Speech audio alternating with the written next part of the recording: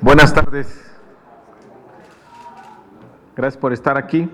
Bueno, el motivo de esta conferencia es que estamos a un mes de que la Cámara de Diputados reciba el paquete económico para el año 2020 y vemos que tenemos cifras muy importantes que confirman la fortaleza de nuestras finanzas públicas.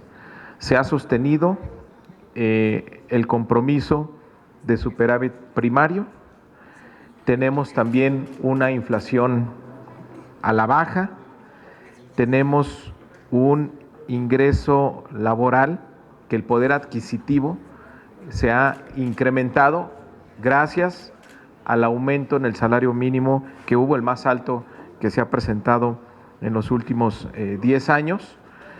Tenemos un tipo de cambio estable, a pesar de la incertidumbre que hay a nivel internacional y esta pues prácticamente guerra comercial que se ha desatado entre China y los Estados Unidos. Tenemos un tipo de cambio estable. También la Fed modificó su tasa de interés y el dólar con respecto del peso sigue mostrando una buena relación, es decir, el peso se mantiene fuerte.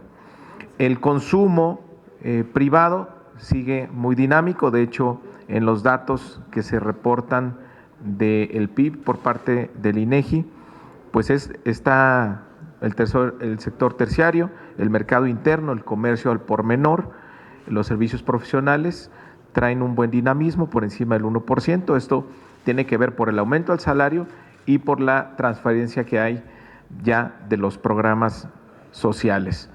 También el sector primario, agrícola, ganadero, forestal, tiene un buen dinamismo, creciendo al 1.7% anual. Es decir,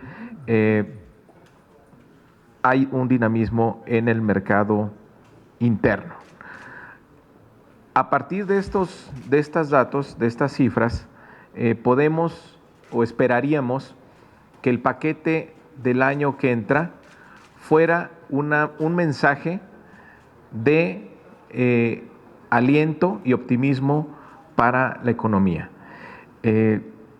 Seguramente por las estadísticas, por los datos que tenemos, podríamos esperar un paquete económico donde el crecimiento esperado fuera por encima del 2%, que se mantuviera un balance primario positivo, cercano al 1% o por encima del 1%, que sigamos con una meta estable de inflación por debajo del 4%, que se registre un aumento en la plataforma de producción de Pemex por todos los esfuerzos que se han venido dando en este año, tienen que dar resultados ya el año que entra.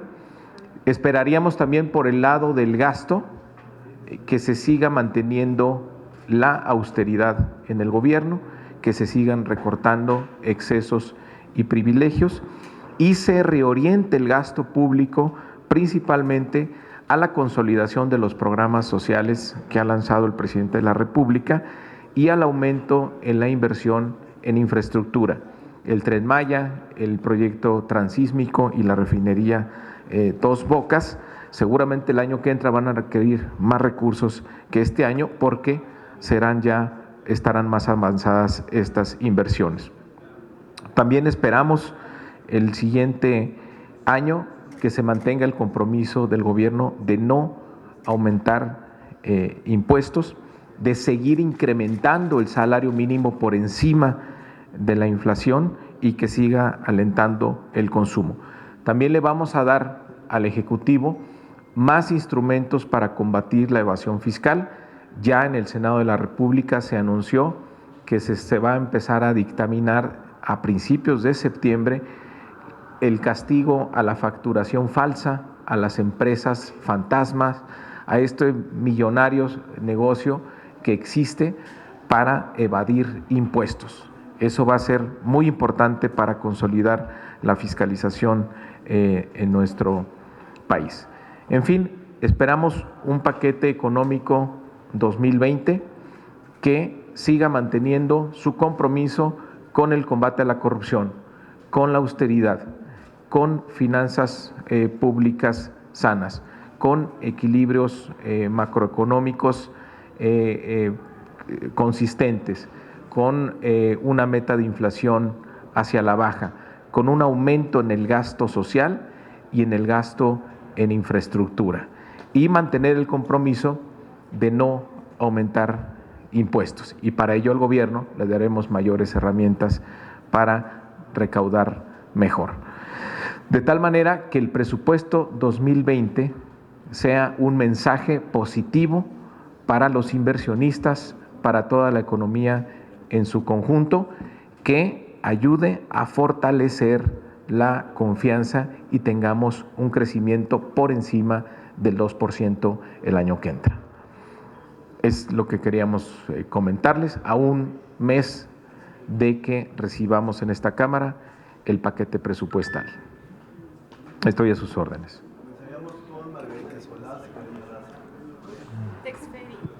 Buen día, diputado. Me gustaría preguntarte, como economista que eres, ¿cuáles son los parámetros o qué lineamiento se sigue para decir que ha crecido el poder adquisitivo de los mexicanos? Porque por el aumento… Te escucho, Margarita. Ajá, sí. Heriberto, te escucho, Margarita. Ajá. Te escucho, Bueno. te escucho. Que no quiero que te distraigas. De los criterios. Te escucho, Ajá. te escucho. ¿Y cuáles son precisamente los criterios, los lineamientos que han seguido para hacer estas mediciones de que hay mayor poder adquisitivo? Porque el aumento que hubo a los salarios fue como a 2 millones nada más de trabajadores asalariados que ganaban menos de 100 pesos. Y al resto, pues creo que no les ha llegado ningún incremento por parte de sus empresas. Entonces, ¿cómo entender esta medición? Inclusive te comento así a grandes rasgos de que, por ejemplo, ahí en los mercados por donde yo vivo, los sobre ruedas, ya los comerciantes no van todos, van un domingo sí y uno no, porque la gente no está comprando y ellos dicen que no les conviene porque gastan más de lo que pudieran haber ganado. Entonces, ¿de qué nivel hacia arriba están midiendo, no sé si el INEGI o los economistas?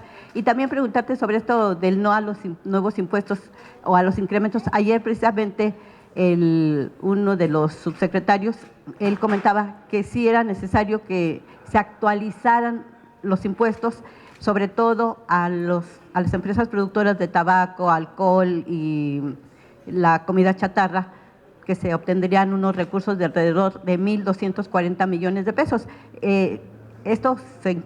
¿Cómo lo van a hacer para incrementarse o no, o actualizarlo? Esas son mis dos preguntas. Gracias. Bueno, en el caso de cómo sabemos que aumenta el ingreso laboral, hay una medición que hace el INEGI, el ingreso laboral per cápita, que mide el porcentaje de las personas con un ingreso laboral que les alcanza para comprar la canasta básica o no. Y aquellos a los que no les alcanza con su ingreso laboral para comprar la canasta básica, disminuyó en un 3.3% en el primer trimestre de este año comparado con el anterior, en el primer semestre. Ahora, ¿qué quiere decir esto? Que cuando tienes un aumento al salario mínimo tan importante como lo hubo en este año y estás cumpliendo las metas de inflación, necesariamente el poder adquisitivo tiene una recuperación, cosa que no se dio durante muchos años, porque el salario crecía por debajo de lo que crecía la inflación. Además a esto, habría que sumarle la gran cantidad de programas que están haciendo transferencias directas a la población, que al eliminar la corrupción y todo el intermediarismo que había de líderes y demás, y de todo lo que se iba por la corrupción, ahora los beneficiarios de los programas sociales están recibiendo de manera directa los apoyos. Entonces, por eso podemos concluir, y aquí están los datos, de que empieza a haber una recuperación en el poder adquisitivo de los trabajadores, por el aumento del salario, por el aumento en las transferencias directas y porque se mantiene estable la meta de inflación. Y respecto de los impuestos, el presidente ha sido muy claro de que no se van a aumentar los impuestos, cuando menos en los primeros 3 años de gobierno. ¿Cuál es la lógica de esto? lo que se está haciendo es una profunda reforma al gasto público. Se está revisando para quitar todo aquel gasto improductivo, todo aquello que se desperdicia o que está financiando lujos o despilfarros, para orientarlo a lo que verdaderamente importa, hacia la inversión social a través de los programas sociales que ustedes conocen o a través de los proyectos de infraestructura. Además de que se está eliminando la corrupción. Hasta que no tengamos la confianza hasta que la gente no tenga la confianza de que el gobierno gasta de manera transparente y ya no hay corrupción, pues un gobierno no tiene legitimidad para pedirle más impuestos a la población o a las empresas, sobre todo pues por la historia que tenemos en este país y porque gastábamos muy mal en este país. En los últimos 15 años, si vemos la estadística, el gasto del gobierno siempre aumenta. Y lo que más aumentó en los últimos años fue el gasto no productivo, el gasto improductivo, el que se iba para financiar la alta burocracia, para lujos, excesos, frivolidades, privilegios. Eso fue lo que aumentó. Entonces, por más que se aumentan los impuestos, que se aumenta el gasto, no tiene impacto en la población. Lo que se está haciendo ahora es reformando el gasto público, reorganizando el gasto público para orientarlo a lo que verdaderamente importa. Entonces, hasta que no se termine la reforma al gasto público y hasta que no haya absoluta transparencia y se erradique la corrupción, hasta que la gente no tenga ya esa certeza, entonces no puedes voltearte a pedir mayores impuestos. Entonces, por eso se va a seguir privilegiando el año que entra el combate a la corrupción, la transparencia, los ahorros que se están haciendo en el gobierno para que no haya necesidad de aumentar los impuestos. Gracias, Jiménez. El Universal, por favor. Buenas tardes, diputado.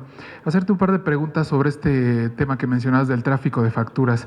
¿Están viendo ustedes hacerlo vía Fast Track, el Senado de la República, Cámara de Diputados, esta ilusión que se está teniendo por parte del tráfico de facturas, precisamente para que ya se vea reflejado en el proyecto del presupuesto de egresos de la Federación con mayor recaudación al tener mejores mecanismos para evadir este tipo de cosas? Y segundo, entonces está descartado esto que nos decía Ramírez Cuellar de que iban a tratar de ponerle tasas impositivas a las aplicaciones de Uber, de Cabify, en fin, para que se involucre también en el presupuesto de egresos de la Federación. Gracias. Sí nos urge terminar con la facturación falsa, con las empresas fantasma, con toda esta evasión de impuestos que sabemos que son miles de millones de pesos y que durante muchos años los gobiernos lo solaparon o había complicidad, porque no hay manera de explicar que sean montos tan grandes sin que exista la complicidad de las autoridades hacendarias. Entonces, ¿qué se va a hacer? Pues cerrar la puerta, que esto sea delincuencia organizada, que se castigue con severidad a quien se atreva a robarle a los mexicanos, que es lo mismo que evadir impuestos, que torcer la ley para no pagar impuestos.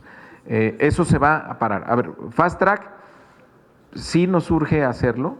El paquete presupuestal llega el 8 de septiembre. Seguramente no tendremos esa reforma antes del 8, pero sí te puedo asegurar que antes de que se apruebe la ley de ingresos, sí vamos a tener ya vigente esa ley, porque queremos darle al gobierno herramientas para tener una mejor recaudación. Lo de las apps. No, hoy el presidente de la República hizo referencia a este tema.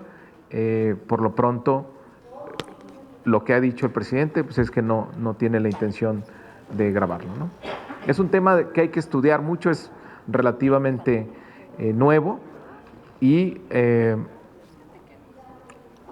yo coincido en que incluso es la experiencia internacional de que este tipo de nuevos negocios, esta nueva economía, debe tener algún tipo de contribución al fisco, pero cuidando el balance de que también pues no sea un obstáculo la parte fiscal para la creación de estos nuevos negocios que sí generan valor, que generan riqueza y que claramente contribuyen a la economía. Buenas tardes, diputado. Pues nomás unas precisiones. Entonces, ¿se descarta o usted está viendo que se haga algún tipo de reforma a la ley del ICR o al Código Fiscal? Porque ahí vienen las disposiciones donde se permiten las devoluciones y las deducciones. Y pues finalmente mucho de lo que se ha devuelto o del IVA o las deducciones por ICR, pues están permitidas, no son ilegales. A lo mejor se ha abusado del esquema, pero no son ilegales. Entonces, ¿habría alguna reforma a las leyes fiscales para evitar esto?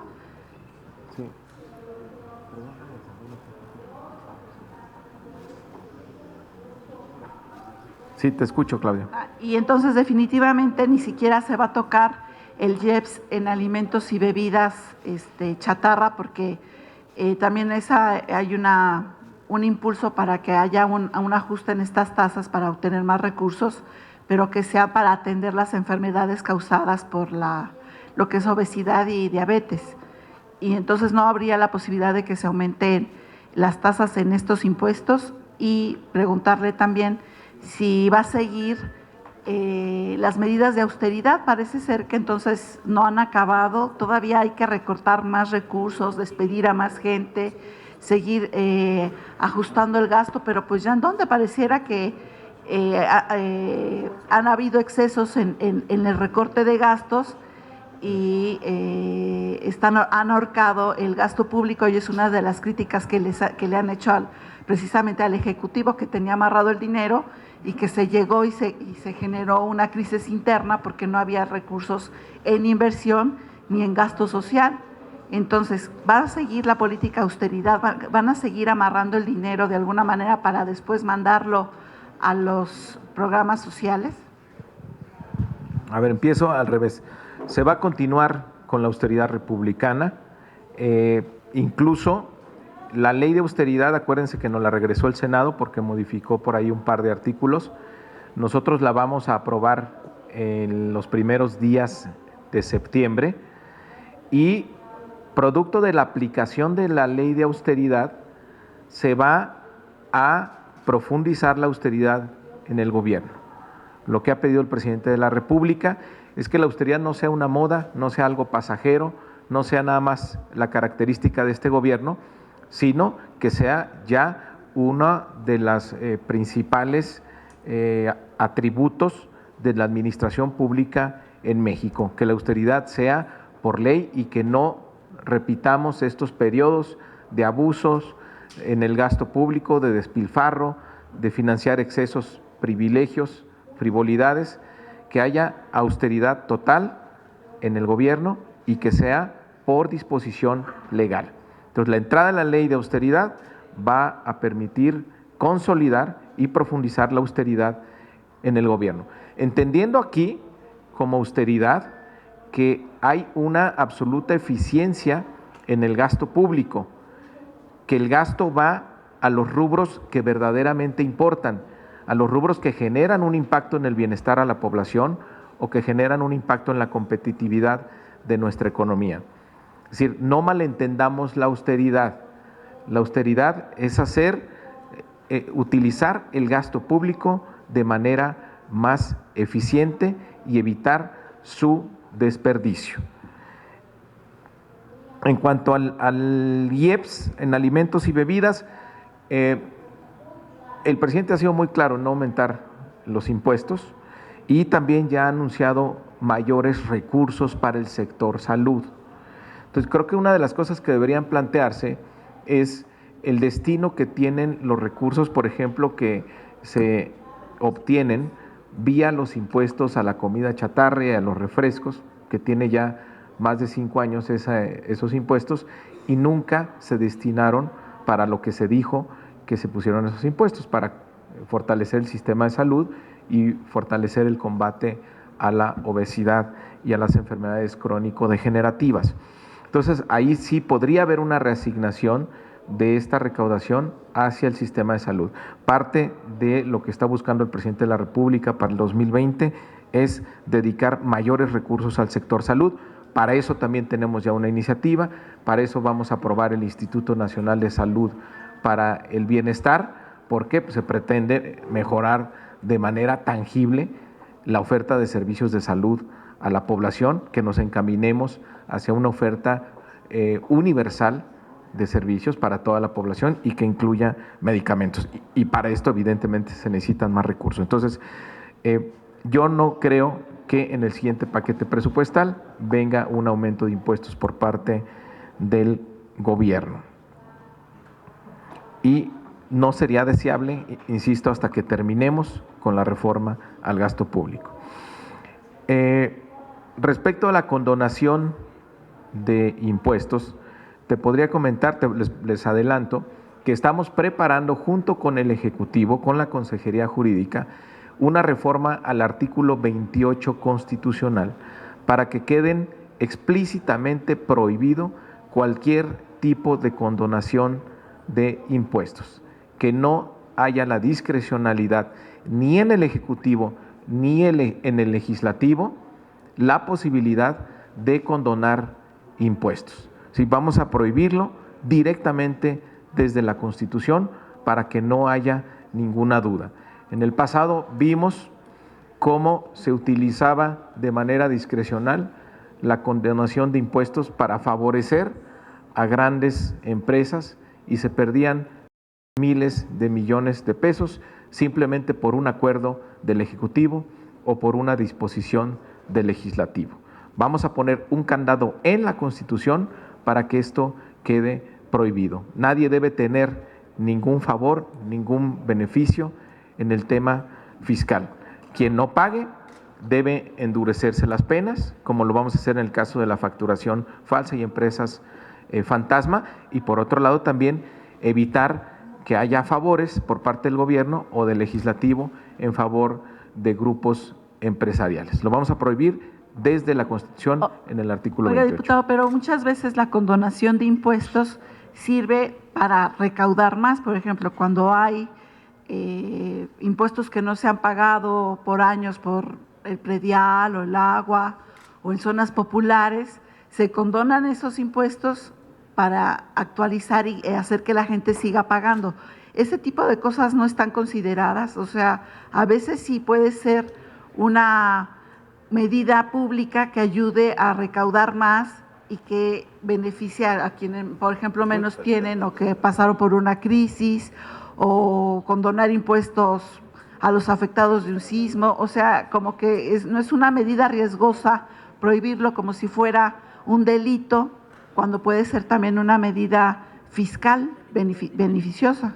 Bueno, primero, en los primeros casos, cuando ocurren este tipo de prácticas, y yo lo viví muy de cerca en la Secretaría de Finanzas de la Ciudad de México, generas conductas en los contribuyentes negativas. A veces prefieres no pagar porque entonces estás esperando acumular un adeudo para que luego te lo condonen. No, eso es distinto. Quien no tiene, pues es distinto. Y normalmente, en los ejemplos que tú pones, en casos de predial o agua, hay un esquema de subsidios para la población con menos recursos. Y en el caso de los desastres naturales, sí que quedará previsto alguna excepción. Pero ¿qué es lo que buscamos de fondo? O sea, lo que se busca es que ya no se utilice la condonación de impuestos como favores, como lo hicieron los otros gobiernos, para grupos empresariales que terminan pues pagando prácticamente nada de impuestos, que resulta muy injusto, porque la gran mayoría de las pequeñas y medianas empresas en nuestro país sí hacen un esfuerzo por contribuir al fisco, y resulta que los grandes consorcios, las grandes empresas que contratan despachos, pueden finalmente obtener el beneficio, la gracia del Ejecutivo o del Legislativo, como también ha ocurrido, para no pagar impuestos. Esto es lo que va a quedar estrictamente prohibido. A eso es a lo que se le va a poner un candado. Ahí que haya justicia y equidad para todos. No se vale que unos mexicanos paguen impuestos y otros no. Muchas gracias. Coordinador, si me permiten otro tema. A ver. Muchas gracias. Nada más una precisión abonando en lo que decía también Claudia Salazar. Se había hablado sí de ajuste en IEPS del tabaco.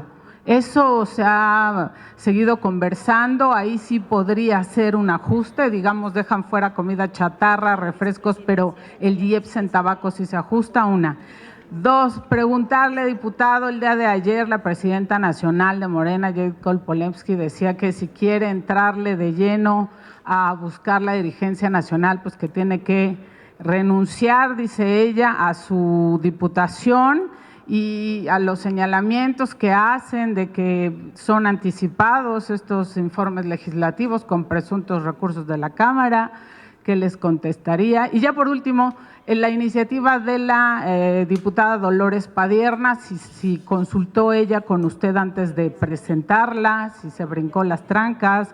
Hay una reforma de 2006 a la ley orgánica que mandata la rotación de las mesas, si se va a mantener esto y su palabra de que la va a tener al PAN o si pasa o se contempla esta iniciativa de Dolores Padierna. Muchas gracias.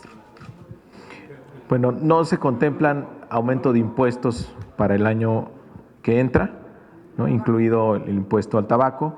Lo que hemos conversado con el gobierno es que no van más bien a presentar ninguna reforma de impuestos el año que entra.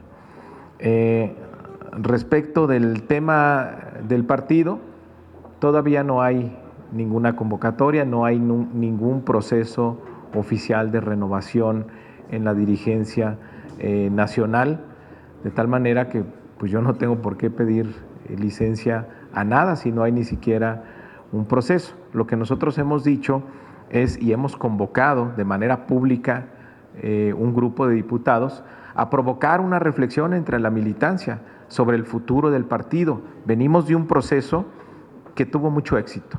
El movimiento histórico de oposición logró que Andrés Manuel López Obrador ganara la presidencia de México y además que se ganara la mayoría en las cámaras, en la de diputados y en la de senadores. ¿Cuál es el futuro de Morena? ¿Qué es lo que sigue? ¿Cuál es la siguiente etapa? Porque ahora somos el partido más grande de México y el partido en el gobierno.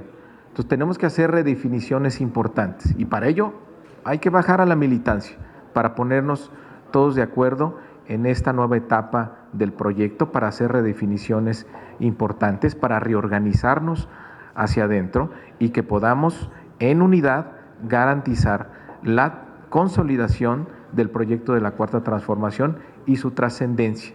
Tenemos que reorganizarnos para no perder el impulso y para que dure muchos años la Cuarta Transformación. A eso es lo que estamos convocando, y estamos convocando a que haya un proceso de renovación que sea equitativo, claro, transparente, pero que termine sobre todo en la unidad de toda la militancia. A mí me gusta decir que ni siquiera toda la militancia unida, ni los liderazgos más importantes de Morena, podemos sustituir el liderazgo que representó Andrés Manuel López Obrador en Morena. Entonces tenemos que estar conscientes del momento histórico que estamos viviendo y que nos toca como militancia y hacernos corresponsables de esa responsabilidad. Entonces, no es, yo no sé todavía si voy a participar o no en lo personal.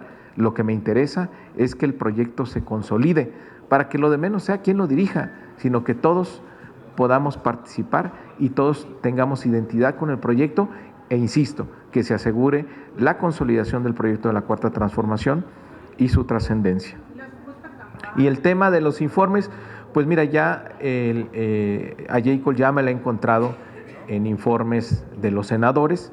Yo creo que ella ya se dio cuenta, pues que informamos ni siquiera por obligación, que tenemos la obligación en la ley, informamos por convicción y porque nos sentimos muy orgullosos del trabajo que hemos hecho como legisladores de la Cuarta Transformación.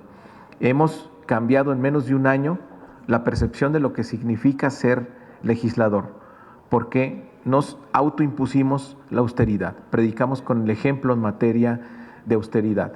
No somos una mayoría que aplasta, somos una mayoría que dialoga, que escucha, que incorpora las opiniones de la oposición, que tenemos la práctica del Parlamento abierto para las reformas más importantes. Somos diputados también que cumplimos lo que prometimos. La plataforma a la que nos comprometimos en campaña, que es la misma del presidente de la República, es lo que puntualmente hemos seguido en este año de labores legislativas. Entonces, tenemos mucho que informar y estamos muy orgullosos del trabajo que hemos logrado. Entonces, vamos a seguir informando y qué bueno que la presidenta ya asista también a estos informes para que vea que no tiene nada que ver con algún tipo de promoción personal, sino de una obligación y una convicción de los diputados de la Cuarta Transformación de estar cerca de la gente y decirles: aquí venimos a rendir cuentas, venimos a dar la cara, porque estamos muy orgullosos de lo que hemos hecho y tenemos una gran satisfacción, la satisfacción del deber cumplido. En el respecto de la diputada Dolores y su iniciativa, siempre hemos sido respetuosos del derecho de iniciativa de todos y todas las diputadas. Dolores está planteando un tema que es real, que es visible. Tenemos una nueva realidad política y una ley que fue hecha en otra realidad política que ya no existe, donde el equilibrio que se buscaba era entre tres fuerzas, que son las que tenían un mayor número de diputados, y esa ley buscaba equidad en el acceso a los órganos de gobierno de la Cámara de Diputados. Ese escenario ya no existe. Ahora existe una nueva realidad, un nuevo escenario, donde Morena tiene la mayoría. Ella está proponiendo de manera legítima ajustar la ley a esa nueva realidad. Entonces, no es algo que deba desecharse a priori, creo que debe debatirse, debe discutirse. Mi posición personal al respecto es que respetemos la ley, que no, respetemos la ley para no comportarnos como ellos se comportaron todo el tiempo, que siempre utilizaban sus mayorías, sus alianzas para favorecerse a ellos. Ese es mi punto de vista personal. Vamos a ver qué decide el grupo parlamentario. Gracias, diputado. Buenas tardes. Diputado, yo le quiero preguntar, dice que no viene en el paquete económico, no prevén la creación de nuevos impuestos. Le pregunto si de aquí la bancada de Morena podría aprobar nuevos impuestos. Entonces, finalmente es la Cámara de Diputados la que decide si se crean o se aumentan los existentes. Y se lo pregunto porque el presidente de la Comisión de Presupuesto de su partido, pues insiste un día y al otro también de que deben analizarse nuevas formas para recabar impuestos, además de las que ya he mencionado como la evasión o la elusión. El caso concreto de la tenencia vehicular para que los estados tengan pues mayores recursos, los impuestos al comercio, ¿podría analizarse por parte de la bancada la creación de estos impuestos y no adjudicárselo al Ejecutivo Federal y que sí salgan de la Cámara de Diputados, si es el caso? Y si no, dice usted que al menos en el primer trienio, es decir, a esta legislatura ya no le tocaría. ¿Quiere decir que el presidente está contemplando para su segunda parte del sexenio crear nuevos impuestos? Y si serían estos, diputado. Gracias. Bueno, el compromiso es con la primera mitad de la administración, con los 3 años. No sabemos qué pueda ocurrir después y no sabemos quiénes estarán aquí. Yo no recomendaría que la fracción tomara decisiones distintas a las que está promoviendo el gobierno de la República. Evidentemente somos poderes autónomos, distintos, cada quien asume su responsabilidad. Aquí es donde se tienen que decidir los impuestos y el gasto. Pero hay un planteamiento muy claro del gobierno. Es decir, no aumentemos impuestos porque queremos generar certidumbre. Y además, el gobierno está en una profunda reforma del gasto público, está combatiendo la corrupción y está metiendo medidas de austeridad severas. Es decir, el mensaje a la población es: no somos un gobierno como los de antes, que siempre les exigían apretarse el cinturón. Ahora el cinturón primero se lo ajusta el gobierno.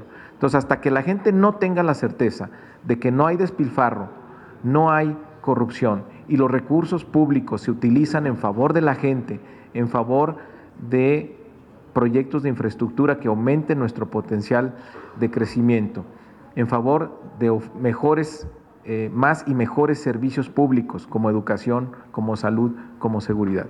Hasta que la gente no tenga esa certeza y hasta que no logremos erradicar también la evasión y la elusión fiscal, me parece que no hay la legitimidad de pedir mayores contribuciones a las familias o a las empresas. Muchas gracias. Gracias. Y fíjense, para que vean, allá sí me quieren. ¿Cómo dijo aquel? ¿Aquí ni aplauden o cómo? Ya sé que no. Exacto.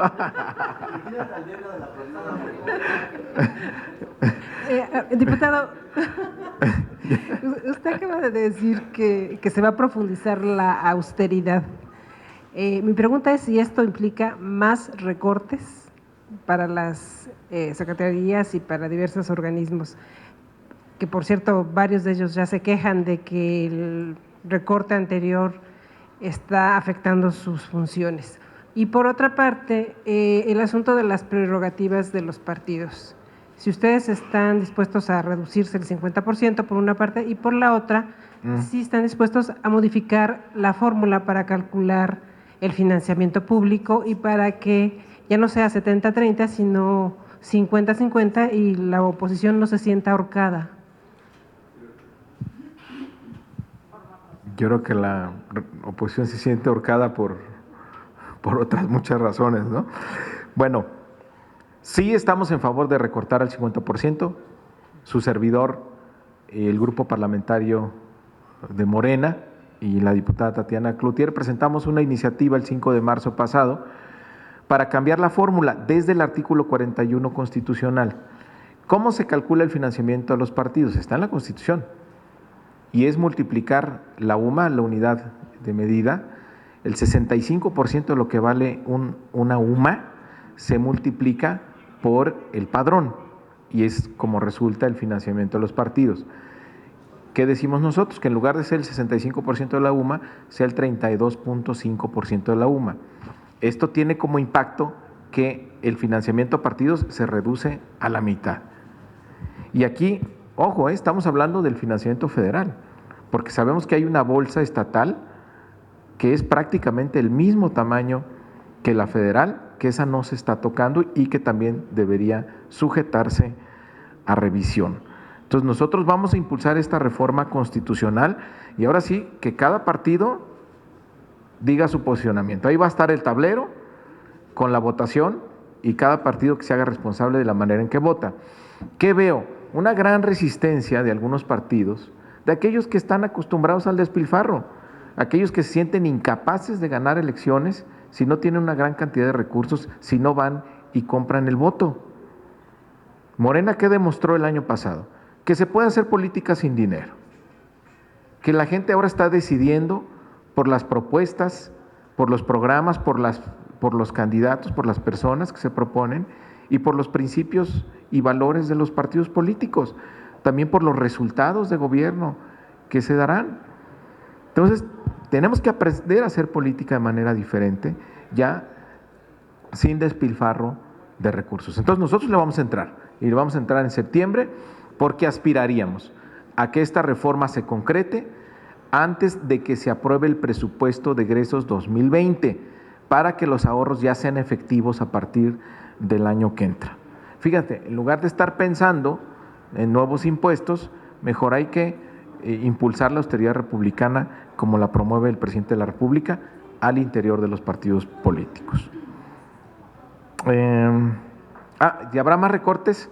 Seguramente sí, habrá más recortes a partir de la ley de austeridad, pero en aquellos rubros que no son productivos, en aquellos rubros que representan gasto ineficiente, seguramente se seguirá ajustando el gasto, los recursos, hasta que tengamos un gobierno pues muy ligero, muy austero y muy eficiente.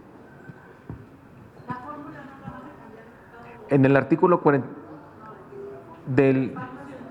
el planteamiento que hay en la iniciativa que presenté junto con Tatiana Cloutier, no cambia esos porcentajes.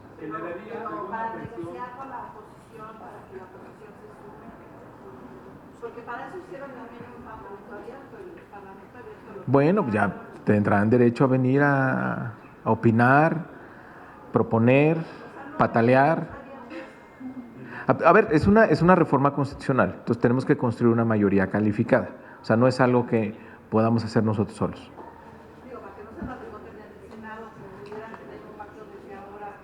Es una mayoría calificada. Tenemos que construir un acuerdo para que esto transite. Pero nuestra postura es clara. Jorge Chaparro, de XFM. Diputado, preguntarte, estos recortes y esta austeridad que estás mencionando, cancela definitivamente el 4% que había prometido el presidente de crecimiento. Ya estás diciendo que solamente iremos al 2% y en este año, pues evidentemente no se cumplió esa meta. No alcanzará para el 4% entonces. La segunda pregunta es, si no alcanzan los recursos y no están pensando en crear nuevos impuestos, ¿harán uso de los fondos como el fondo catastrófico que se utiliza para prevenir epidemias o problemas graves de salud y que denunciaron exsecretarios de salud, se está utilizando para gasto corriente del gobierno? ¿Hay otros fondos que se estén utilizando para gasto del gobierno este tipo de programas? Y finalmente, bueno, conocer, si no se va a crecer al 2%, ¿cuál es la estimación? O sea, ¿cómo lo van a hacer si no hay infraestructura, no hay programas? Se hablaba de que este segundo semestre se iba a soltar el dinero ya para todos los programas. ¿Ya empezó esta dispersión de recursos? El gasto público tiene su ciclo y su calendario natural. Prácticamente todos los ejercicios fiscales, la segunda mitad del año es donde ejerces un porcentaje mayor de recursos. Es normal. ¿Por qué? Pues porque tienes licitaciones en curso que tardan en resolverse, porque tienes proyectos de infraestructura donde lo primero que tienes que hacer son los proyectos ejecutivos y después ya empiezas a ejercer los recursos. Entonces es normal esperar un mayor gasto en la segunda mitad. Ahora, conocimos y fue público el programa de estímulos que sacó la Secretaría de Hacienda precisamente para este segundo semestre, que lo que busca es estimular la inversión y el consumo. Entonces eso tendrá un impacto en esta segunda mitad del año. Mi pronóstico, mi cálculo es que para el siguiente año la tasa de crecimiento va a estar por encima del 2%. Además, es el marco macroeconómico que nos entregó Hacienda el año pasado. Entonces yo creo que vamos a estar por encima del 2%. Vas a tener en los siguientes ejercicios fiscales ya el impacto de los proyectos de infraestructura, de los programas sociales cuando estén completos y le esté llegando a la gente sus recursos con el alcance que se planteó originalmente, y vas a tener el impacto de una economía sin corrupción, el impacto favorable también de menor violencia, que eso genera también un costo, y que haya más certidumbre a partir de un Estado de Derecho. Entonces, todos esos factores que actualmente en la medición tradicional no te reflejan un impacto directo en el PIB, todos podríamos coincidir, todos coincidimos que sin duda esos factores aumentan el potencial de crecimiento económico en nuestro país.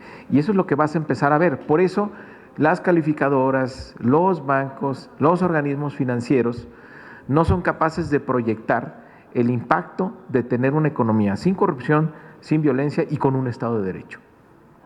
¿Cuánto vale eso en impacto en el PIB? La medición tradicional no te lo dice, no hay respuestas para ello, pero todos sabemos que sin duda, si no eliminamos la corrupción, si no pacificamos al país y si no tenemos un Estado de Derecho, el PIB no va a crecer a una tasa distinta a la que hemos visto en los últimos 30 años. ¿Perdón? ¿Qué mediciones dan ustedes estos? No hay una medición tradicional, pero por eso somos optimistas de que esto sí puede crecer, como lo prometió el presidente, al 4%. El tema del fondo catastrófico, no, pues es parte de la reforma que se está planteando para la creación del Instituto Nacional de Salud para el Bienestar. De lo que se trata es que tenga servicios universales de salud con medicamentos. Entonces, habrá algunas adecuaciones, pero no quiere decir que al utilizar de manera diferente el fondo de riesgos catastróficos vaya a desaparecer o quede desprotegida a la población. Esa es una mentira que han repetido por ahí, que es falso, porque no es cierto que desaparezca este fondo. Bueno, muchísimas gracias. Coordinador, buenas tardes. Cecilia Hernández. Preguntarle en otro orden de ideas. Se han incrementado los embates en contra de connacionales en Estados Unidos. Hace unas horas hubo una redada en contra de varios mexicanos. Preguntarle si amerita que haya una reunión extraordinaria, una reunión urgente con el canciller, así como también con Alejandro Gertz Manero, sobre todo porque hay coordinadores de oposición que dicen que esto es un llamado de atención que se podría agudizar e incrementar las acciones de violencia en contra de los mexicanos. Su opinión, por favor. Yo ahí lo que conocemos por parte de la Cancillería es que ha estado muy atenta. El canciller Ebrard daba los datos de cuántos mexicanos hay detenidos por estas acciones del gobierno de los Estados Unidos, y a través de los consulados en ese país, pues está muy atento para evitar abusos por parte de las autoridades de los Estados Unidos en contra de los connacionales. Y creo que después de lo ocurrido el fin de semana en El Paso, donde pues se avivó esta condena en contra del discurso xenófobo o racista, pues yo creo que hay que estar muy atentos a que no ocurran pues arbitrariedades en contra de mexicanos en el exterior. ¿De momento no amerita reunión urgente la permanente? Tuvimos ayer permanente, tuvimos una condena muy clara por parte de la permanente a los hechos ocurridos en El Paso, Texas. Hay un grupo también que está en contacto permanente con el canciller, este grupo que se formó para darle seguimiento a los acuerdos, aquellos que cuando salió la amenaza de los aranceles. Hay un grupo en el cual me incluyo, donde estamos en contacto permanente con la Cancillería. De considerarlo necesario por parte de este grupo, podríamos hacer este llamado, pero por el momento estamos atentos y estamos con información permanente. Muchas gracias. Gracias.